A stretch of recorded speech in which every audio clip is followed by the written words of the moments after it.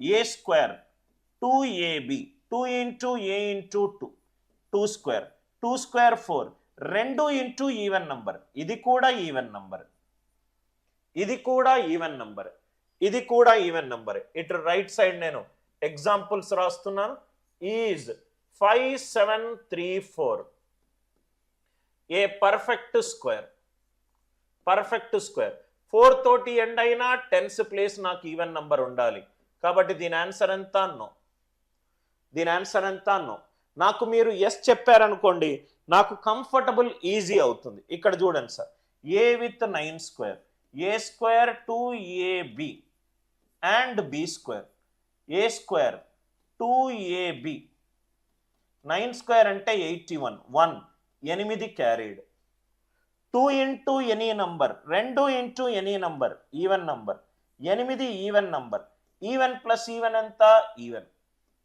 ఒకటితోటి end అయినా tens place ఏముండాలి? ఒకటితోటి ఎండ్ అయినా టెన్స్ ప్లేస్ ఏముండాలి? ఈవెన్. ఇక్కడ కూడా ఈవెన్ వచ్చింది, ఇక్కడ కూడా ఈవెన్ వచ్చింది.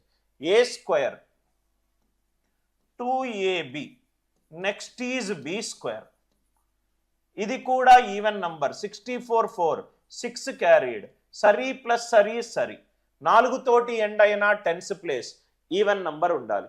ఎందుకంటే ఇక్కడ 1 స్క్వేర్ 1 వచ్చింది, 9 స్క్వేర్ 1 వచ్చింది, రెండిట్లోనూ టెన్స్ ప్లేస్ ఈవెన్ ఉండాలి. 2 స్క్వేర్ 4 వచ్చింది, 8 స్క్వేర్ కూడా 64 వచ్చింది.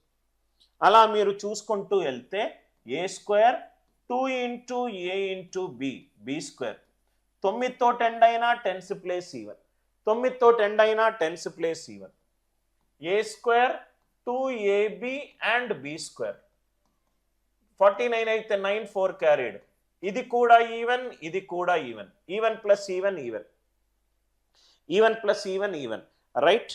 నా ఇక్కడ చూడండి sir, a square 2ab next is b square 2 into 5 అంటే 10, 10 అంటే యూనిట్ డిజిట్స్ ఉన్నా, 5 స్క్వేర్ 25 5 2 యాడ్ అవుతుంది, 0 ప్లస్ 2 2. ఏదైనా నంబర్ 5 తోటి ఎండ్ అయినప్పుడు పదుల స్థానంలో ఖచ్చితంగా 2 ఉండాలి, ఖచ్చితంగా 2 ఉండాలి, లేకపోతే అది పర్ఫెక్ట్ స్క్వేర్ కాదు. Is 7375 a perfect square. 5 తోటి ఎండ్ అయినప్పుడు పదుల స్థానం ఖచ్చితంగా 2 ఉండాలి.